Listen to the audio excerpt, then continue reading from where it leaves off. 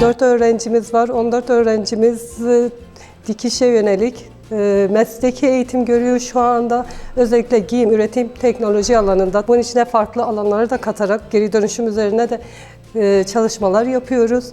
Öğrencilerimize faydalı olmaya çalışıyoruz. Onların inşallah daha ileride iyi birer meslek sahibi, en azından kendi çabalarıyla da tabii ki iş sahibi olmalarını istiyoruz. Bunun için de elimizden geleni yapmaya çalışıyoruz.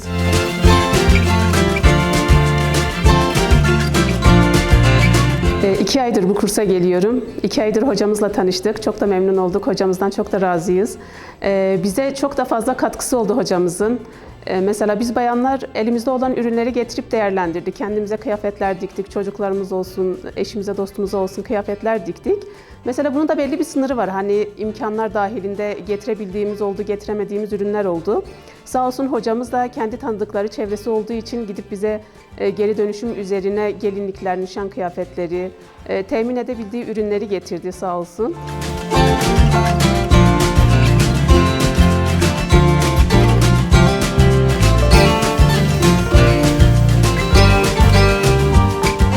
Oyuncakları olsun ya da çorapları, küçük ihtiyaçlarını gizleyebileceğimiz, tokalarını gizleyebileceğimiz sandıklar falan hazırladık, yaptık onları. Yani çok da memnun kaldık bu durumdan.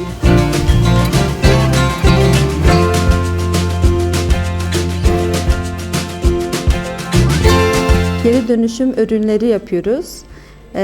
Kızıma buradan gelinlik yaptım, anne kız kombini yaptık. Sergilerde satışlarımız oluyor. Bu durumda çok memnunuz. Eve katkımız oluyor.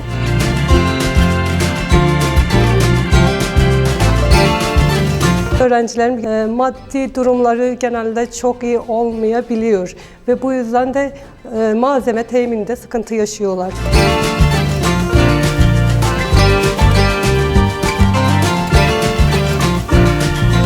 Çoğu ev hanımı işte eşlerinin ellerine bakıyor, kendi bütçeleri yok.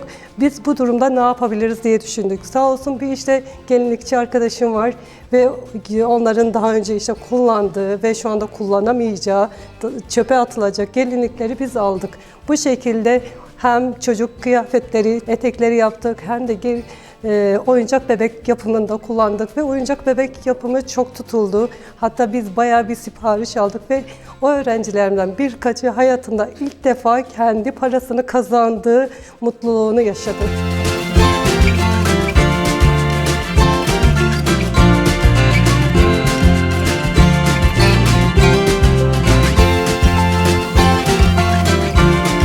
Bunları biz çevremize bildirerek böyle ürünler yaptığımızı söyledik. Onları da haberdar ettik bu durumdan.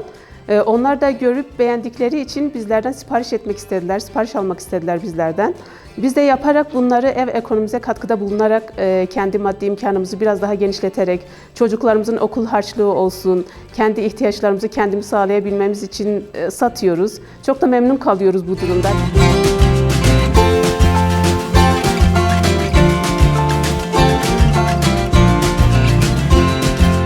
Sebze kasalarından ne yapabiliriz diye düşündük. Biraz araştırdım. Bunlardan işte çeyiz sandığı veyahut işte oyuncak kutusu gibi şeyler de yaptık ve yapmaya çalışıyoruz da.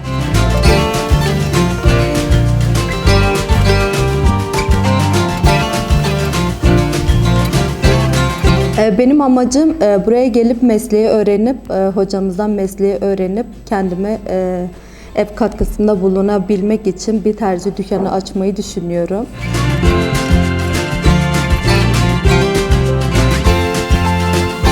Herkesin maddi imkanı biraz kısıtlı. Biz de ev ekonomisine katkıda bulunduğumuz için, eşlerimize destek olduğumuz için çok mutluyuz, çok gururluyuz.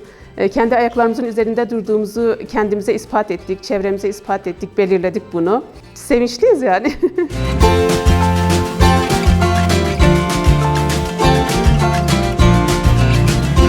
Yaptığımız ürünlerde eve katkımız bayağı oluyor, satışlarımız oluyor. Yaptığımız ürünler elimizde kalmıyor.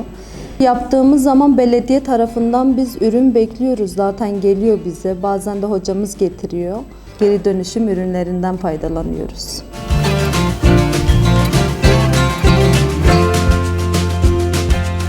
Kesinlikle Kesinlikle satılan bütün ürünün kazancı sadece kadınlarımıza ait. Yani biz sadece aracı olup yardımcı olmaya çalışıyoruz ama dediğim gibi geri dönüşümden temin ettiğimiz bütün ürünler, kazanç sadece kadınların kendisine aittir.